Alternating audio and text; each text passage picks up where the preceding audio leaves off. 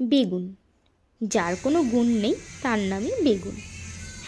যাই হোক, সবারই কিছু না কিছু গুণ থাকে কম বেশি, এটা আমরা সবাই জানি। কিন্তু বেগুনের নাকি কোনো গুণই নেই। কিন্তু যাই বলো তাই বলো বাপু, শীতকালে বেগুন পোড়া আর বেগুন ভাজা দিয়ে ভাত খেতে কিন্তু দারুণ লাগে।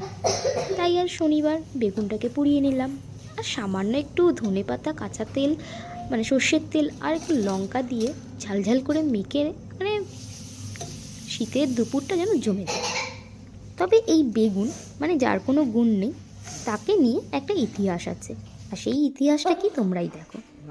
হ্যাঁ, ইতিহাস হলো এটাই, মানে আমাদের বাড়িতে আছে একটা বেগুন পাগলি, যে বেগুন ভাজাই বলো আর ভর্তাই বলো, সবই যেন তার ভালো লাগে। দেখো, বেগুন পোড়াটা মাখছি, মাখা কমপ্লিট হয়নি, আমাকে একটু দাও দাও করে পাগল হয়ে যাচ্ছে। এর নাম হচ্ছে বেগুন পাগলি। তোমরাই দেখো কি করছে, বেগুনটা এখনো মাখতেই পারিনি, ও এখনই টেস্ট করার জন্য উঠে পড়ে লেগেছে। বেগুন ভাজা, বেগুন ভর্তা মানে আর বেগুন পোড়া, মানে এই দেখলে, মানে বেগুন দেখলেই যেন বেগুন পাগলি খেপে যায়।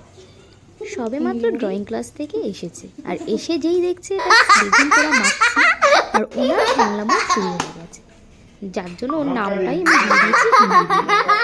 তোমরাই বলো, আমি কিছু ভুল করেছি?